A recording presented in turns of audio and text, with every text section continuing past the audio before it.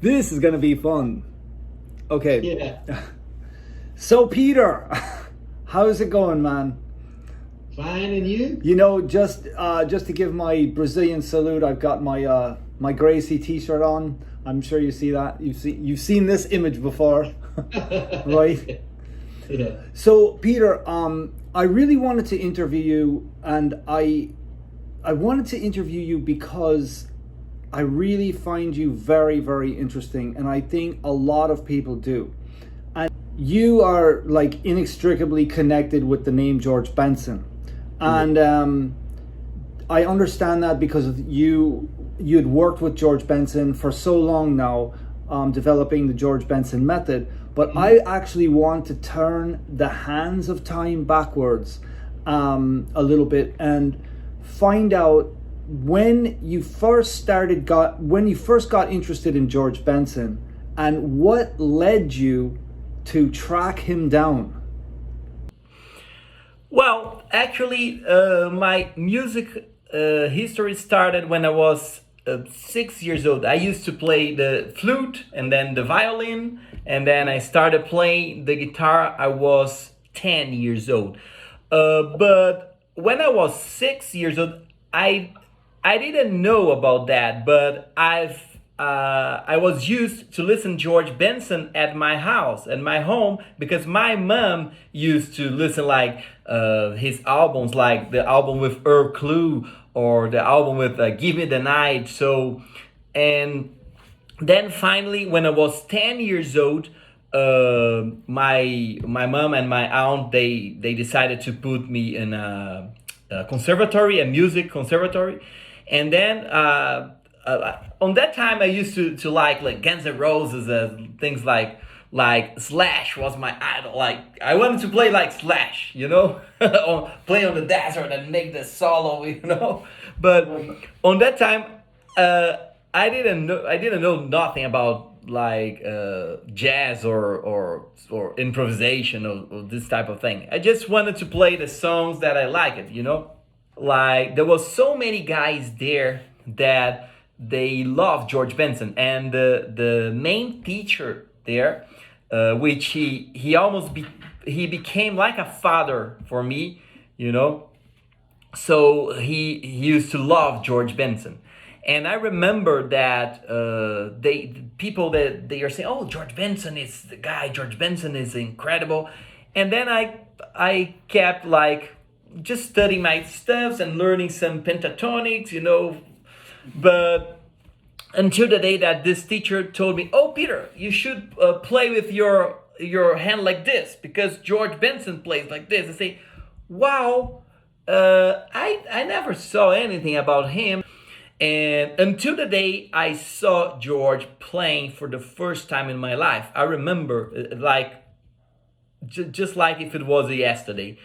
Like there was like 15 guys like watching a TV, and then they were watching a George Benson video, and the song was like "Being with You" from Omar Hakim, and and then I saw George, and I don't know what happened in that day, but I started crying. I started like I was in shock. I was 10 years old, and I was looking at the TV, and I was, my God. So I felt that like a man.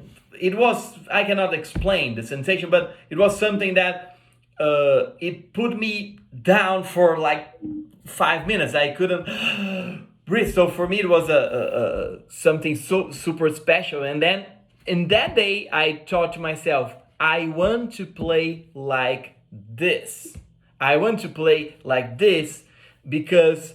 And one day, and then I told the guys that one day I'm gonna meet him, or I've been listening to George Benson for every day, like from Monday to Monday, since I was 10 years old.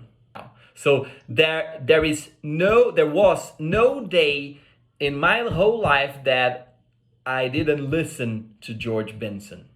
So and every detail I wanted to learn, every picking every fingering the way, even the faces that he used to do. I used to, when I was 12 or 11, I used to copy, and it was weird because I used to study in a small room, and then sometimes I close my eyes and I imagine that like George was in front of me, like playing with me.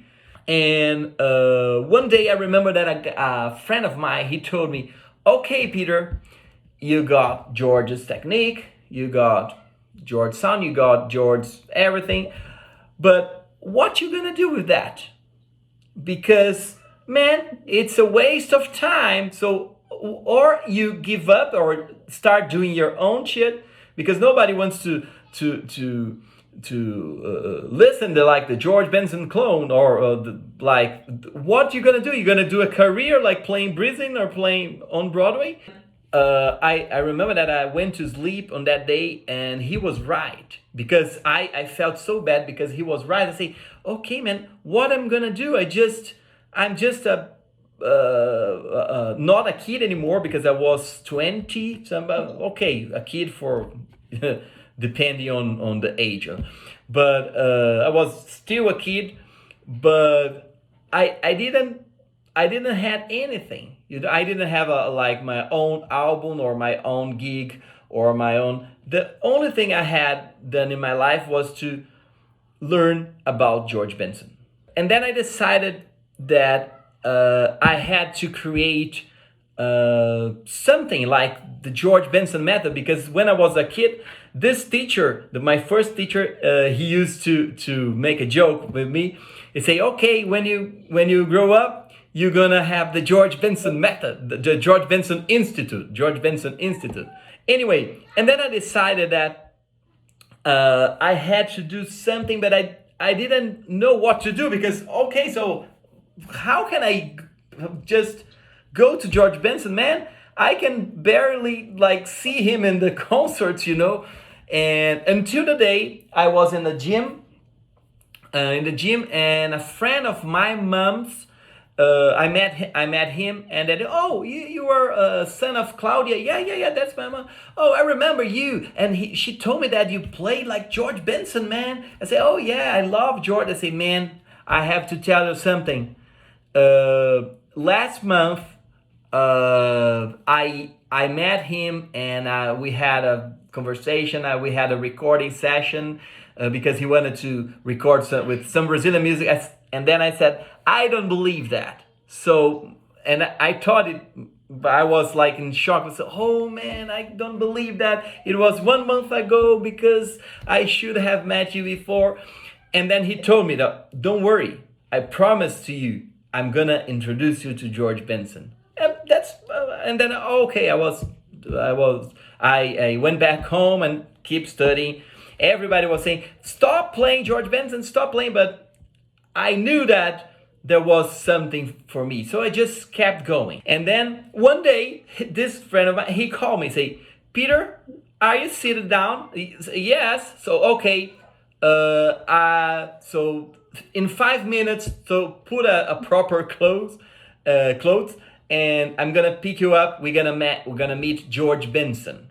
I say, what? Yes, we have a dinner with him in 30 minutes. I say, my God. And then I remember that I was look in the mirror, say, hello, my name is Peter. No, hey George, it's a pleasure to meet. I look at the mirror so many times. Hey George, you are my hero. No. Hey George, man, I love you. No. Hey George, something like that. And then I took the guitar with me, and then finally we were in it was a Japanese restaurant. And George was there, and when we got into the restaurant, so I saw George say, man, it's him, I don't believe that. And then when George saw me, that I had a guitar with me, and he looked at me and say, what did you have, boy? What did you have? Say, oh, I have one of your babies, the GB15, I had a GB15 on the time. Oh, play something to me. And then, but it was weird, because his vibe was so amazing, and I thought I would play like this, but man, I feel like if I was at home, and then I say, man, I'm feeling okay, and I started playing. And then I played a song that he composed when Wes Montgomery died. You know, it's called "From Now On." And then I played a song, and after the song I, you know, and when I look at him, he was crying. Do you have something to do after dinner? I said, no, no, no, I'm free until you want to. And then, okay, let's drink something and play some guitar. I have some friends that they are in my room. They will be drinking. So while they drink, we play and eat something. All right, fantastic. Then I started like that, and then we stayed a whole week doing like this, and it was weird because my connection with him was kind of it was direct. It was direct. It was something that like he liked me, and I like her. I like him. Like, you know. But how did it go from there? You know, that's the thing. The story starts there. And then we spent the whole week that, and then George went back to USA, and then I stay in Brazil. And then I say, okay, now the situation is worse because I've met George Benson and I don't know what to do, you know? And then I decided to call him one day, and I was like, man, what I'm gonna say, you know? So then I call him, say, hey George, it's Peter, do you remember me? I say, oh yes, of course I remember. You are the guy from Brazil that can play. So, you know, say, oh yeah, that's me, you know. And then what you gonna do for the next? We talked just for 5 minutes, and then I remember that I rang off the phone, and then I said, oh yeah, I talked to George Benson. I don't believe. And then I started to call him more often, like hey, just to make him remember me, you know, until the day that, and I think 3 years later, a friend of mine, the same friend of mine, he asked me, Peter, have you thought about doing something about with the George Benson stuff, man? And then I told him that, man, you know what? I have an idea, you know? And then it was weird because in this day, another friend of mine, he called me and said, hey, Peter, I'm working for a big company and we need a big international project. Do you have something? I say, well, I have, but I think it's too big. And then what is that? Oh, I wanted to create a George Benson Institute, you know? I say, wow, that's perfect. And 3 days later, George, like, there was a blues guy, I think it was like Steve Ray Vaughan brother, that he had to cancel his concert in Brazil. It was a blues festival. And I don't know why, but they asked George Benson to play, to be the big artist of this concert. And then this friend of mine, he called me and said, man, we talked like 3 days ago. So have you seen the news? I say, what news? George Benson is coming to Brazil, my friend. And I say, what? And then I started to create a project. So what is the GBI, George Benson Institute? It's a school that we're gonna teach. What we're gonna teach? Oh, Jesus. So I was lost because the idea, I didn't had anything like concrete, you know. But anyway, I created a small project in my laptop, you know. And then he called me this time. George called and said, hey, George Benson is calling me, you know. And then I said, hey George, how are you? Hey Peter, I just landed in Brazil. So do you want to have lunch today? You know, then we can spend the whole even playing. So oh, perfect. And then I took my laptop with me, and then I took my friend with me. And then when after lunch, I say, okay, now's the perfect time. I say, hey George, I have something to tell you. So. And I won't accept maybe. For me, it's yes or no. Okay, then I opened my laptop, and then I played a video. I spent so much money like doing a video special for him, and he was watching the video, and then he started doing like this, sleeping. I say, whoa, I don't believe that. And then I think he hates this project. So I was, and then in the middle of the video, I thought to myself, you know what? I am the guy. It's not this fucking computer. So, and then I get a computer and then boom. And then George was say, hey George, listen, the project is this. Boom, boom, boom, boom, boom, boom. And I start talking, and then he was like, and then after I stopped talking, I say, you know what, Peter? I think a great idea starts from the scratch. It starts from nothing. And I love your idea, and answering you, yes, I'm on board. I say, whoa, and then things, I thought it would be super fast because George Benson says that he's on board. However, This is what leads to you on the motorcycle. yeah. Hold on.